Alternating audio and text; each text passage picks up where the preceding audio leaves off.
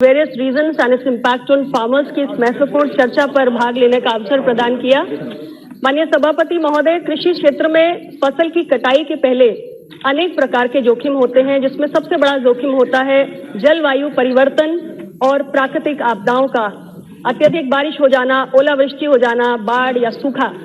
मैं इस संबंध में आपको बताना चाहती हूं कि जून 2019 से लेकर नवंबर 2019 के बीच में डोंट इंटरप्ट, आप बैठ जाइए प्लीज। चर्चा हो रही है, एक भी कांग्रेस का कोई सांसद नहीं है। पूरा देश देख रहा है, पूरा देश देख रहा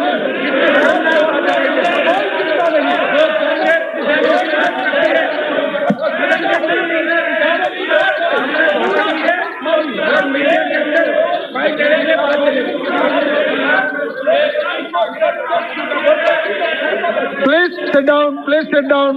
पूरा देश देख रहा है, पूरा देश देख रहा है किसको किसानों के प्रश्न में इंटरेस्ट है। Please sit down. आप तो वरिष्ठ, आप you are senior member, kindly sit down. Anupriya ji तो कोई बात रिकॉर्ड में नहीं आएगी, रिकॉर्ड में आप सिट डाउन। आप अनुप्रिया जी अपनी बात करो।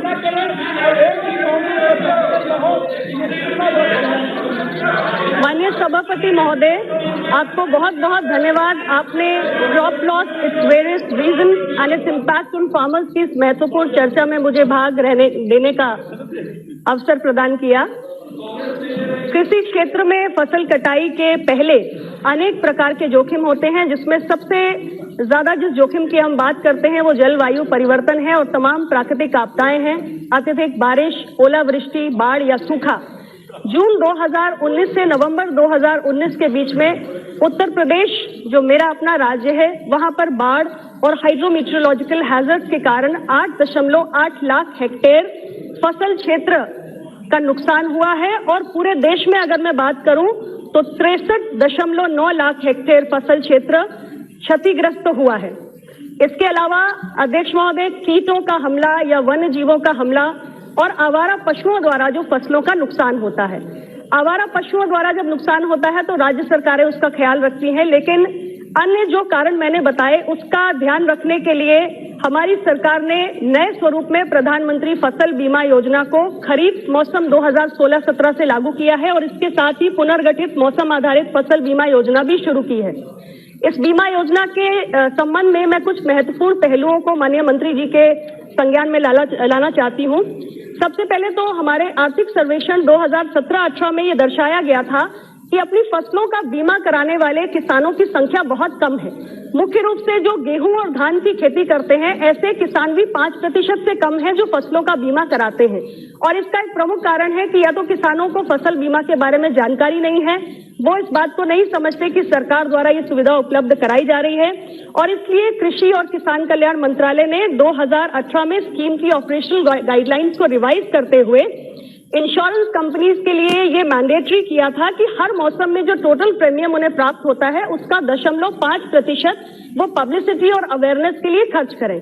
मैं माननीय मंत्री जी से छोटा सा प्रश्न पूछना चाहती हूँ कि ये जो गाइडलाइन एक इंश्योरेंस कंपनीज को दी गई थी पब्लिसिटी और अवेयरनेस के लिए, उसमें कहाँ तक उसका अनुपालन हो पाया है। दूसरी बात, सीएजी ने गौर किया था कि पिछली फसल बीमा योजनाओं में जो गैर कर्जदार किसान होते हैं उनका कवरेज काफी कम था और विभाग को गैर कर्जदार किसानों का कवरेज बढ़ाने की जरूरत है। इसके लिए भी इंश्योरेंस कंपनीज को कहा गया था कि पिछले मौसम की तुलना में 10% जो गैर कर्जदार किसान है जिन्होंने ऋण नहीं लिया होता है उनका कवरेज उन्हें बढ़ाना है। तो इसमें कहां तक प्रगति हुई है, ये भी मैं माननीय मंत्री जी से जानना चाहूंगी। एक ज्वलंत प्रश्न है।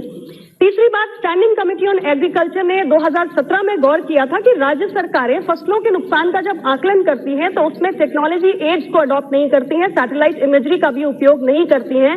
तो इसलिए स्टैंडिंग कमेटी ने किसान कल्याण मंत्रालय से कहा था कि राज्य सरकारों से आग्रह करें कि ये सारे जो मॉडर्न टेक्नोलॉजी एड्स हैं इनको अडॉप्ट करें। और इसके साथ ही जो फसल की कटाई के संबंधित परीक्षण होते हैं ये भी पूरी ईमानदारी से राज्यों के अंदर नहीं किए जाते हैं, जो एक महत्वपूर्ण विषय है। चौथी सबसे महत्वपूर्ण बात यह है कि फसल बीमा योजना के अंतर्गत जो बीमा के दावों का निपटारे का समय है वो वो कम होना चाहिए, 2 महीने में निपटारा होना चाहिए। पार्लियामेंट्री स्टैंडिंग कमेटी ने सुझाव भी दिया था कि लंबित दावों का जो निपटारा है उसके लिए, उसकी निगरानी के लिए एक इंस्टीट्यूशनल मैकेनिज्म सेटअप की जाए। तो कहां तक इन सारे सुझावों का अनुपालन हुआ है, माननीय मंत्री जी से मैं पूछना चाहूंगी।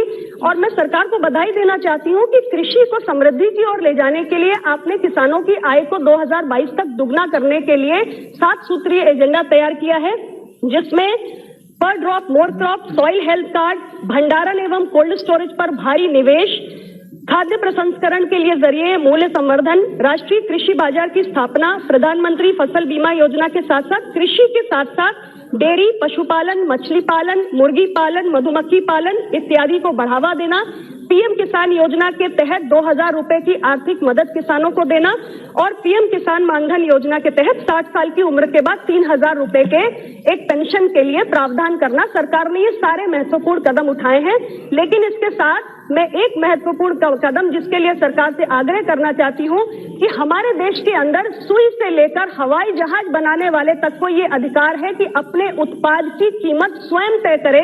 सिर्फ इस देश के 130 करोड़ भारतीयों का पेट भरने वाले अन्नदाता किसान को यह अधिकार नहीं है कि अपनी उपज का दाम, उसकी कीमत वो स्वयं तय करे। और ये तभी संभव होगा जब भारत की सरकार एक ऐतिहासिक फैसला लेगी कि कृषि को उद्योग का दर्जा दिया जाए। और मैं सरकार से ये मांग करते हुए आज की इस चर्चा में भाग लेने के लिए